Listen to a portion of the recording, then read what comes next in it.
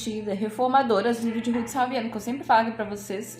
Essa na capa é Jenny Gray, uma rainha que morreu na época da Reforma Protestante por perseguição, mas tem uma segunda opção, e isso é uma verdadeira história de amor. Por isso eu preciso falar pra vocês dessa história. Porque aqui chegamos no capítulo deste livro maravilhoso, falando das esposas dos pastores. Esse foi um novo ministério que a Reforma Protestante introduziu, já que os padres e os líderes religiosos não poderiam se casar.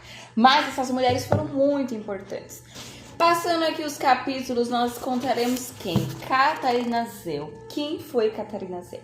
É realmente um romance na época da Reforma Protestante. Eu acho que é a história mais bonita que nós temos aqui deste livro inteiro, principalmente quando se trata, por exemplo, das rainhas que tiveram vidas e famílias muito trágicas. Mas aí nós chegamos nos pastores e nos líderes principais da igreja, e Catarina Zell é uma dessas. Ela se casou com Mateus Zell, que era um padre e que precisou escolher entre continuar sendo um hipócrita e dizer que ele tinha o dom do celibato quando claramente ele não tinha, ou se casar com Catarina Zell, que foi o que ele fez. Mas, obviamente, se ele era um padre no auge da Reforma Protestante do ano de 1500, ele foi excomungado da igreja, mas como já estava começando a Reforma Protestante, ele foi abraçado pelos reformadores, e assim ele pôde continuar com a sua paróquia, contribuir para o reino de Deus. Mas essa mulher aqui também foi muito importante, porque o seu marido passa a ser perseguido pelos católicos, a ponto deles começarem a espalhar boatos e notícias falsas sobre eles, tentando manchar a reputação, tentando manchar a sua honra.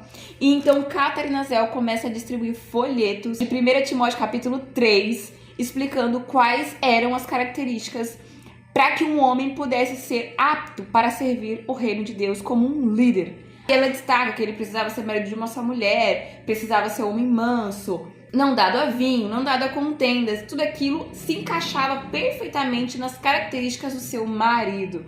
Com isso, também ela denunciou os diversos escândalos que aconteciam nessas escondidas pelas igrejas católicas, que foi descoberto também por Martinho Lutero quando chegou na sede de Roma. Diferente do que muitos dizem, Lutero nunca quis sair da igreja católica. Ele queria reformar a igreja católica, queria trazê-los de volta à palavra de Deus. Daí vem a palavra reformadores, que Ruth usou aqui para falar das mulheres, as reformadoras.